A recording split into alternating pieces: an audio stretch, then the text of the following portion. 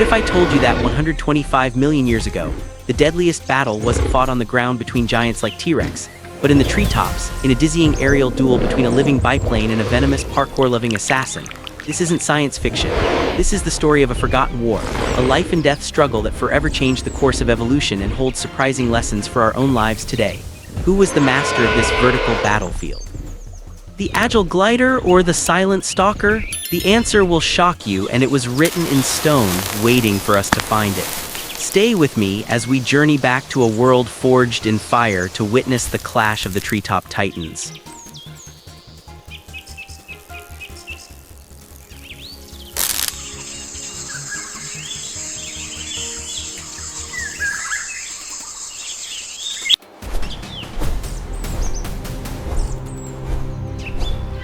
To understand this epic confrontation, we must first transport our minds back in time.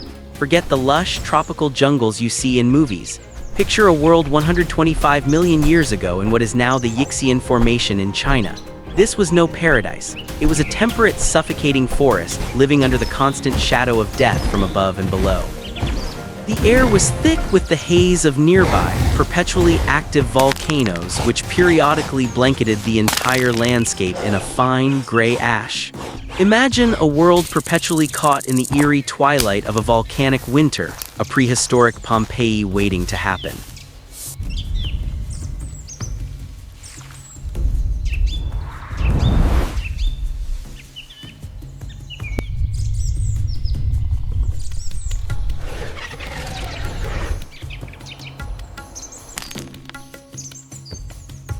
This was not a sprawling, open jungle. It was a vertical labyrinth. The dominant flora were ancient conifers, ginkgos, and tree ferns, soaring hundreds of feet into the sky, their branches forming a complex, interlocking highway in the heavens. Down below on the forest floor was a death trap. This was the domain of creatures like Repenomamus, a batter-like mammal the size of a wolverine, a ferocious predator that thought nothing of snatching a small dinosaur for its next meal. Fossils have been found of a Repenomamus with the bones of a baby Sinornithosaurus in its stomach, proof that the ground was a place of constant, brutal peril.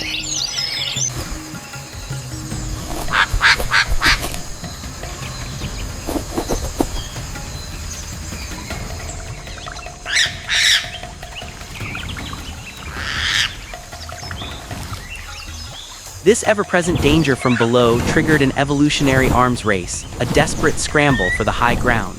The treetops became the most coveted real estate in the Cretaceous. They were a sanctuary, a refuge from the horrors of the forest floor. But in doing so, this refuge became a new kind of arena.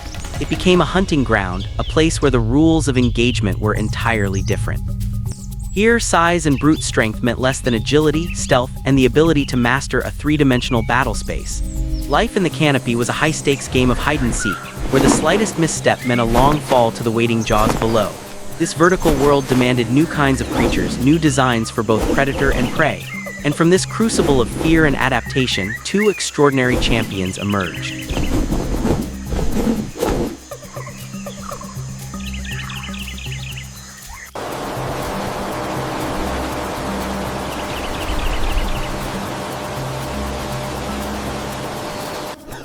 Let's meet our first contender, the Microraptor. If evolution were an art form, the Microraptor would be its masterpiece of minimalist design. This creature was a marvel, a creature seemingly born from a fevered dream of flight. Weighing no more than a modern crow, its entire body was a testament to the principle of less is more. Its bones were hollow, like those of modern birds, sacrificing durability for an almost impossible lightness. Every ounce was optimized for one purpose: to defy gravity.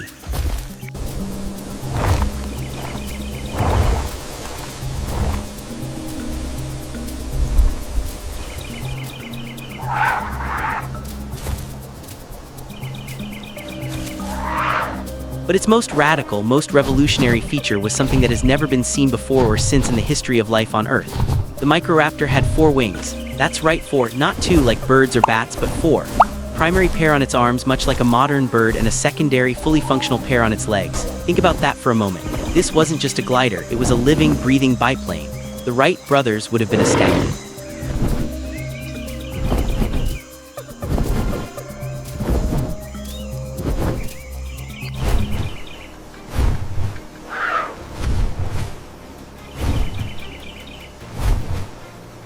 This unique four-winged configuration gave it an unprecedented level of control and stability in the air.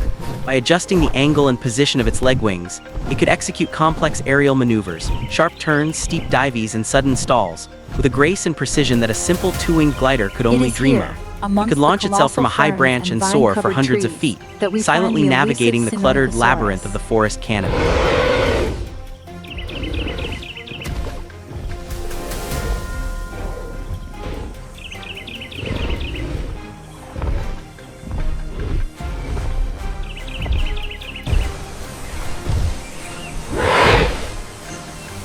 It was an aerial hunter, a specialist in ambushing its prey from above. It would perch silently, a feathered specter in the gloom, before launching into a controlled dive, snatching insects, small mammals, or lizards in its claws. The fossil evidence is incredible. We have found Microraptor skeletons with the remains of fish, birds, and lizards in their stomachs, proving they were versatile and successful hunters. They were the undisputed masters of high-speed, precision gliding.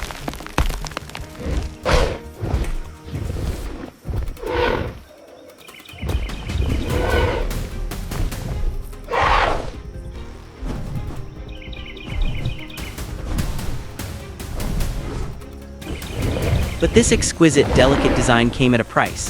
The Microraptor was a creature of the air. It was built for speed and elegance, not for combat. Its bones, while light, were fragile. Its claws were sharp for gripping, but its limbs lacked the powerful musculature for a prolonged physical struggle. It was a glass cannon, lethal in its element, but dangerously vulnerable if cornered. Its greatest strength was also its greatest weakness. It was not made for a direct, brutal fight. And in the dark, twisted branches of this volcanic forest, a new predator was evolving specifically to exploit that weakness.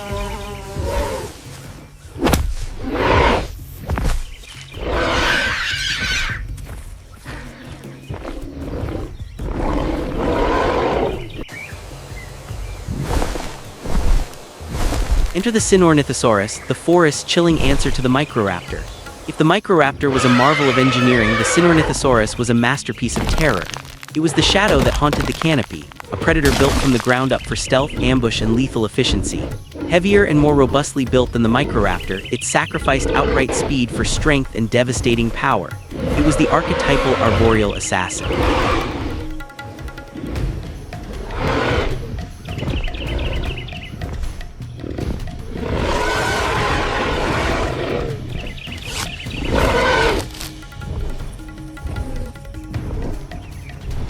Its body was a weapon. Its long, powerful arms terminated in wickedly curved, razor-sharp claws, not just for climbing, but for grasping and holding struggling prey. Imagine the strength required to pin a frantic, four-winged animal against a tree trunk. Its legs were muscular, built for explosive leaps between branches, covering vast distances with pinpoint accuracy. A long, rigid tail, stiffened by bony rods, acted as a dynamic counterbalance, allowing it to make minute adjustments mid-air, ensuring it always landed exactly where it intended. This was no clumsy climber. This was a creature performing a terrifying form of vertical parkour, a deadly free-runner of the Cretaceous.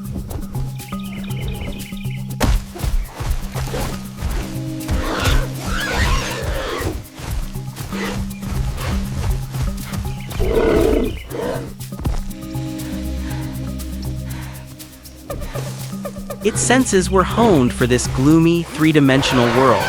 Large, forward-facing eyes gave it superb binocular vision, granting it exceptional depth perception, absolutely crucial for judging distances in a cluttered environment. It could hunt in the low-light conditions of the dense canopy, under the perpetual volcanic haze.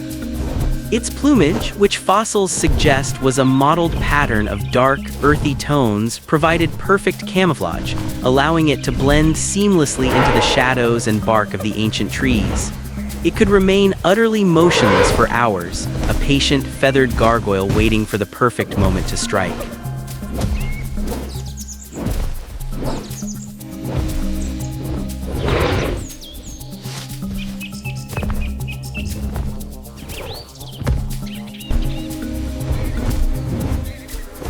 The most terrifying hypothesis about this animal, the feature that truly elevates it to nightmare status, lies in its mouth.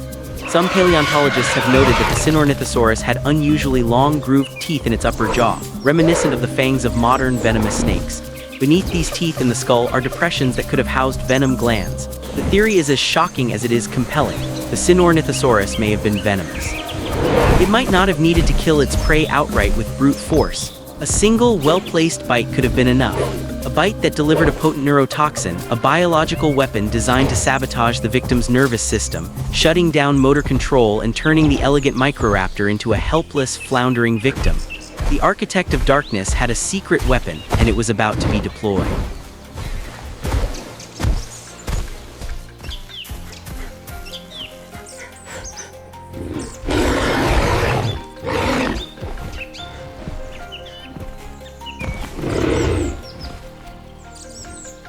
The confrontation, when it comes, is decided in a handful of heart-stopping seconds. Imagine the scene: a Microraptor perched on a branch, preening its iridescent black feathers, momentarily distracted. It doesn't see the shadow detach itself from the trunk of a nearby ginkgo tree. There is no warning.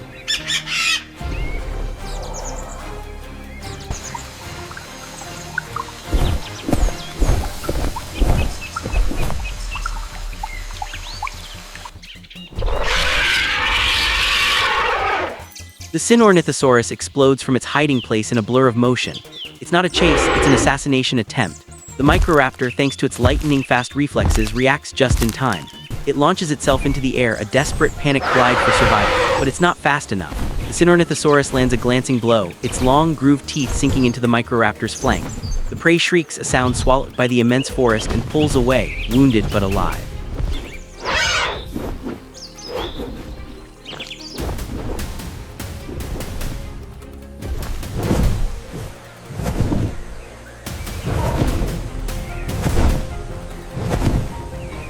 A desperate aerial chase begins.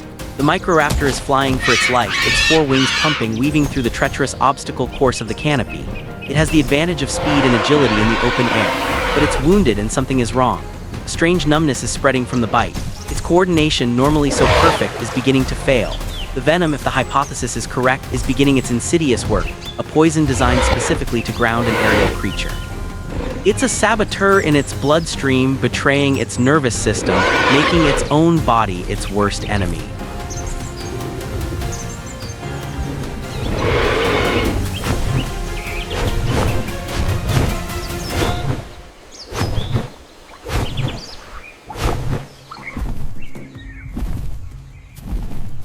The Sinornithosaurus is relentless. It cannot match the Microraptor's glide, but it doesn't need to. It's a master of the vertical world. It leaps from trunk to branch, a terrifying display of acrobatic prowess, cutting corners, predicting its prey's flight path. It uses the forest itself as its weapon, hurting the panicked Microraptor, forcing it towards denser and more cluttered sections of the canopy. The hunter is cornering its prey in the sky, limiting its options, forcing a fatal error.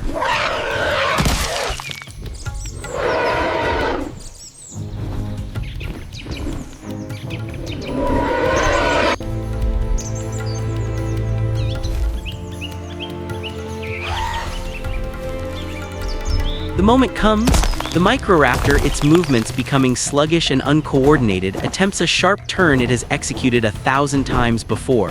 But its leg wings don't respond properly. Its flight path falters. For a terrifying second, it stalls, losing its aerodynamic lift. It collapses in the air, a mess of flailing limbs and feathers.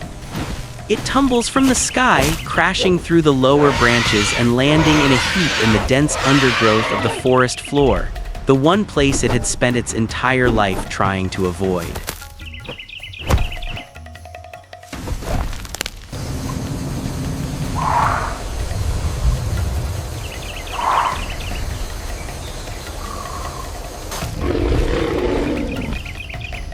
Trapped, wounded, and now paralyzed by the encroaching effects of the venom, the Microraptor is utterly helpless. The Sinornithosaurus lands silently nearby, its dark eyes fixated on its struggling victim. The hunt is over. The Architect of Darkness has claimed its prize.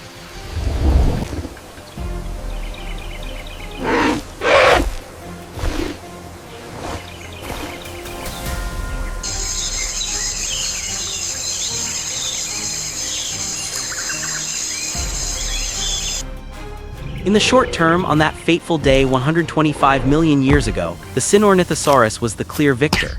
Its robust design, its patient, strategic ambush, and its potentially venomous bite proved superior to the Microraptor's delicate, speed-based design.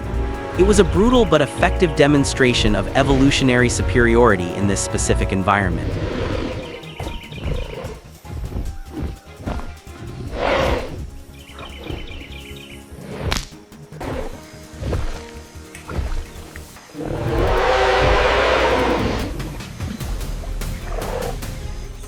But this single conflict and countless others like it was a catalyst for a much greater change.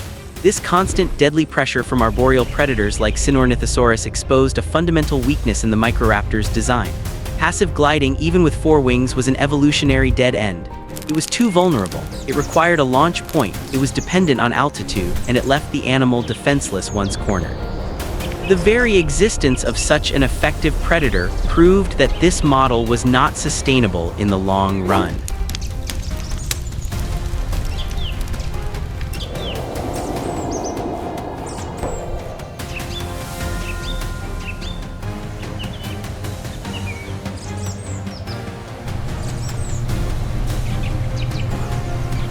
This intense evolutionary war in the treetops forced other feathered dinosaurs down a different, more revolutionary path. It spurred the development of a far superior solution: true powered flight. This meant abandoning the four-wing design, freeing the hind legs to be used for running, perching, and launching. All the aerodynamic power was concentrated in the front limbs, which evolved into powerful flapping wings capable of generating their own lift and thrust. This was the path that would ultimately lead to modern birds. In a very real sense, the Microraptor had to fall so that the eagle could one day soar. The Sinornithosaurus, in its brutal efficiency, acted as the unforgiving judge of evolution, closing one door but forcing another, more spectacular one to open.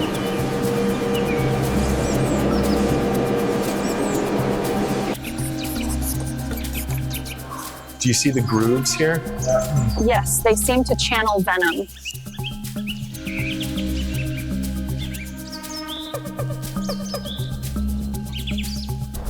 Now, you might be thinking, this is an incredible story, but how could we possibly know all of this in such detail? Are we just guessing? The answer is no, and the reason is one of the greatest miracles in the history of paleontology, the Jehol biota.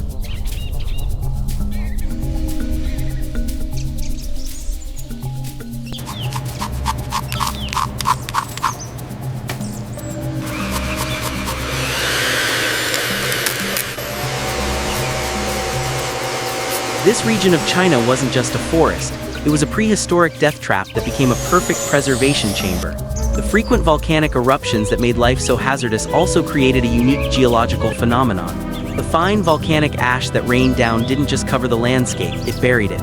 It fell like a sudden, heavy snowfall, entombing everything it touched in an airtight cocoon.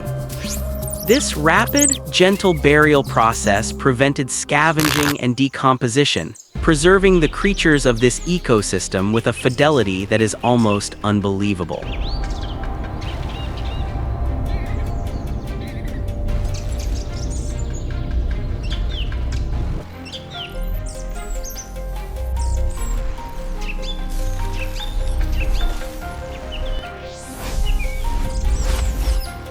The fossils found in the Jehol biota are not just jumbles of bones. They are complete articulated skeletons, often preserved in the position they were in at the moment of death. But it goes far beyond that. The fine-grained ash preserved the ghostly impressions of soft tissues. We can see the complete outline of feathers, allowing us to reconstruct not just the shape of the wings, but also their color patterns, thanks to the preservation of microscopic pigment cells called melanosomes. We know the Microraptor had feathers with an iridescent sheen, like a modern-day raven or starling. We can see the filaments of the Sinornithosaurus's camouflage plumage. We can even see the contents of their last meals preserved in their stomachs. This is not speculation. It is a library written in stone, a window that allows us to look back 125 million years and reconstruct this incredible drama with scientific certainty. This ridge here corresponds to the trauma indicated on the 3D model. Interesting. The mineralization suggests rapid healing.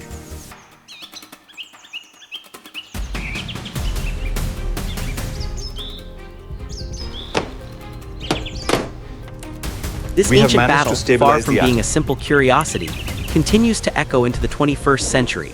inspiring science and technology in ways these creatures could never have imagined. The Microraptor, with its unique four-winged biplane design, has become a subject of intense interest for aeronautical engineers.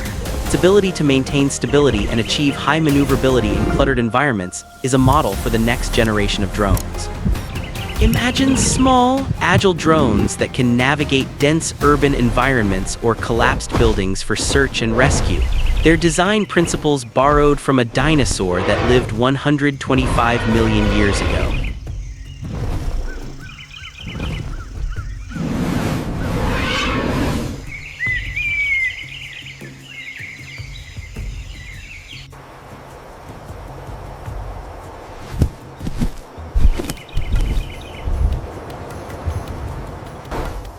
Meanwhile, the Sinornithosaurus, and its controversial venom hypothesis, is opening new avenues of research in medicine and pharmacology.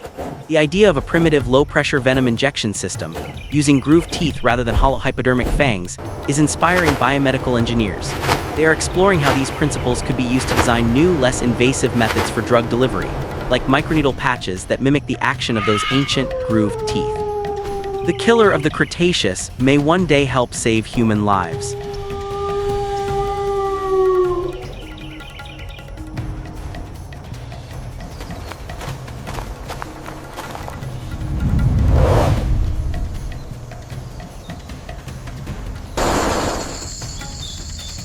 But beyond the science, this ancient story resonates with us on a deeper, more human level. It's a powerful metaphor for the duality of our own existence.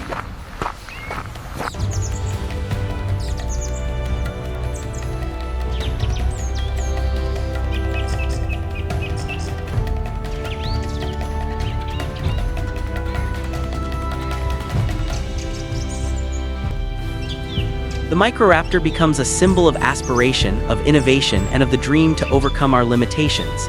It represents the audacious desire to reach for the sky, to break free from the constraints of the ground and achieve something new and beautiful. It is the artist, the inventor, the dreamer, pushing the boundaries of what is possible. It's a symbol of our own innate human desire to fly, to be free.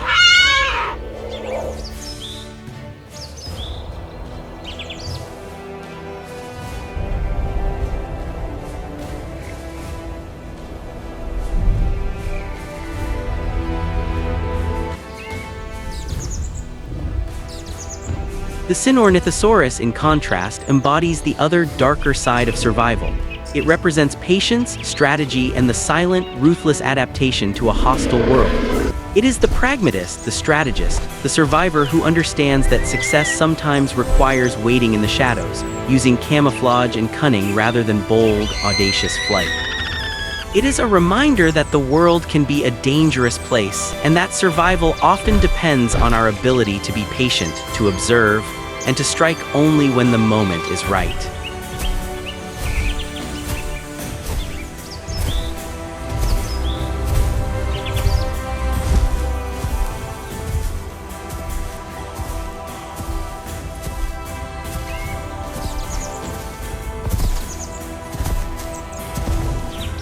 Their battle is not just a story of predator and prey. It's a metaphor for the constant struggle within ourselves and in our society. The clash between bold innovation and cautious strategy, between the dream of flight and the necessity of staying grounded. It teaches us that progress is often born from conflict, that our greatest leaps forward are often a desperate escape from the pressures that threaten to hold us back. The path to greatness, it seems, is often a desperate flight forged in the fires of conflict.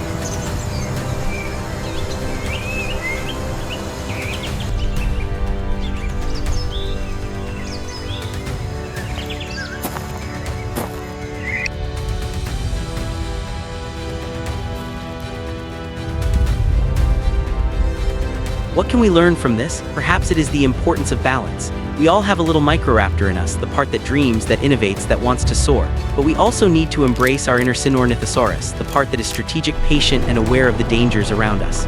True success in life isn't about being one or the other. It's about knowing when to glide and when to hide, when to dream and when to fight. The detail is incredible. It's about understanding that sometimes the greatest innovations arise from the most intense pressures. What pressures in your own life are forcing you to evolve? What new wings are you being forced to develop to survive and thrive?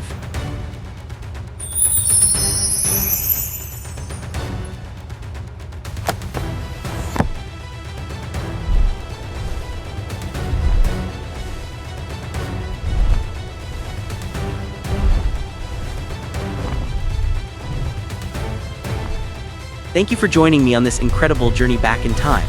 I hope this story has given you a new appreciation for the complex and fascinating world of the dinosaurs, and perhaps a new perspective on the timeless struggles of life both then and now.